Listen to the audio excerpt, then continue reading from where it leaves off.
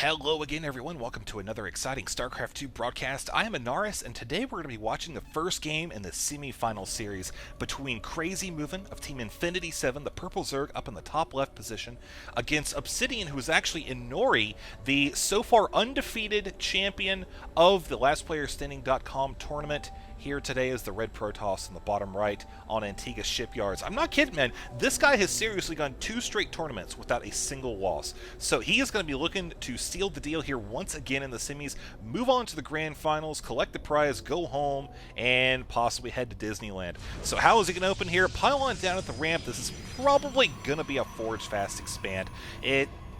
Pretty big map. I would say this is a good one for that strategy, or that build rather.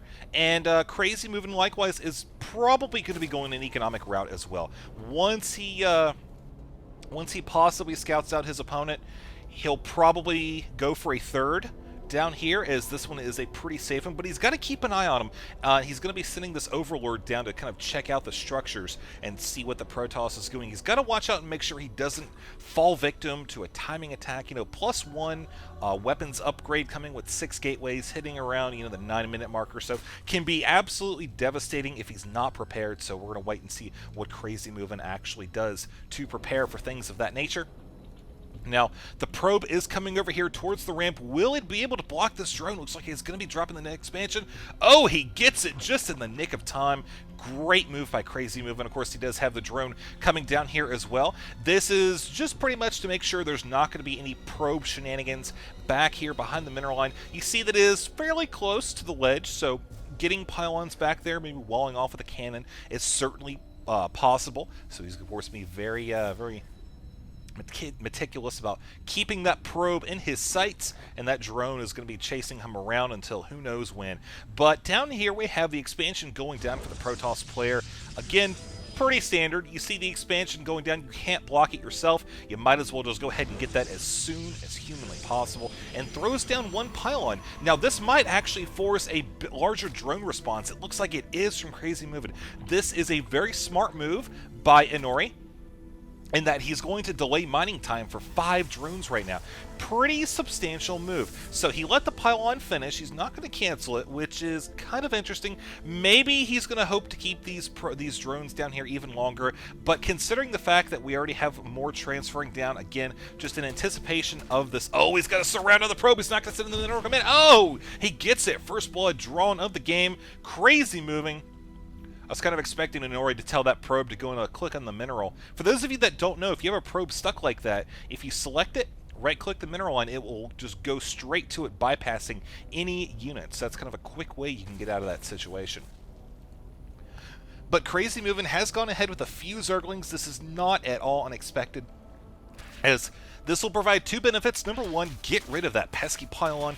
Number 2, it'll let him come down here and get map control. And by that, I mean the Watchtower, because he wants to deny the Protoss player the ability to see this extremely ballsy 3rd base going down here at the high yield expansion. Now let's go back and pay attention to Inori now, as it looks like he's starting to get his build underway. His expansion is complete, his gateway is finished, cybernetics core as well. We're going to watch and see once he has the first 100 gas, 150, see what he does with that. If he decides to go likely with very quickly get warp gate. You want to have that as soon as humanly possible. But here comes Zerg now with a couple additional Zerglings. If he decides to come down here and check out what's going on, it will likely just not be anything more to committing than going up this ramp, checking out the cannon, coming back down. He doesn't have the speed upgrade, so at this point it would be extremely difficult for him to try to do any actual damage with a few Zerglings. I mean, there's only 4 of them, so literally, how much can he possibly do? But Zealot just finishing up. That's going to finish up the wall there as well. Protoss currently sitting on 200 gas. I'm really waiting to see if he decides to get a +1 out of this, since he does have a Twilight Council going down. He could be doing something like maybe Blink Stalkers are going just ahead to maybe Zealot Charge. Maybe we'll wait and see. I mean, it's still a tiny bit too early to tell. Want to kind of get an idea of how many additional gateways he's going to throw down. Obviously, he's going to put down several more. I mean, Blink, I think, would be very powerful. Looking over here, the high yield expansion let's actually pay attention to Zerg for a little bit, see what he has up his sleeve. As we approach the 7-minute mark, notice how he's mining double gas, trying to catch up very quickly. Up until this point, he has been doing a gasless build, having double expanded, pretty much dedicating his entire larva production to drones, getting his economy going. We can actually pay attention now and see 40 to 38, so still very close. Has not had the opportunity to really produce a lot of drones from this hatchery just yet, as it only finished a moment or two ago. We'll follow now as the Zealot and Stalker gets ready to discover the expansion. They spot it. They're going to start putting some pressure on here. Now, let's take a quick look at the army size and see what could go on.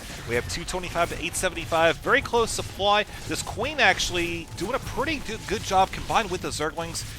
Taking out that Zealot, pretty much just going to force Inori back to his base where, you know, like I said, he does have that Dark Shrine on the way, so that'll actually open up a nice opportunity for harassment. Now let's take a look real quick and see how FXOInori could defend against Dark Templar harass, as we have continued aggression here at the high yield. Looks like they're going to pause for just a brief moment. Looking up here, we actually have no Spore Crawlers. No Spore Crawlers over here as well, but we do have a Roach Warren going down and a Macro Hatchery as well. Back to this expansion, we see a Proxy Pylon going down. Oh man, we could definitely tell Obsidian's going to be looking to put some pressure here. Inori, excuse me. And I think this will lend itself very well to catching FXOInori off guard, which right now, like I said, with that Roach Warren on the way, he's going to be in a pretty good position to defend and apply pressure. Down here, where several additional gateways are going down, we have 3 for a total of 7. And what is this? Dark Templar coming over here on the left side, going to be probably doing a serious amount of economic damage. As we look and see, he still does not have a lair.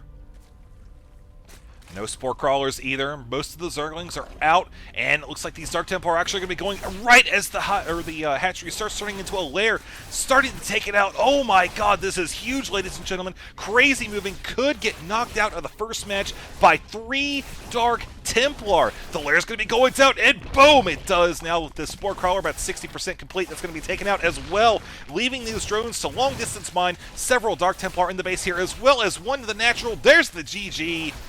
With a crazy end to a very brief game. FXOInori taken out by Inori, who's continuing his winning streak here in the semifinals. Last player standing.com's 3rd SC2 Open.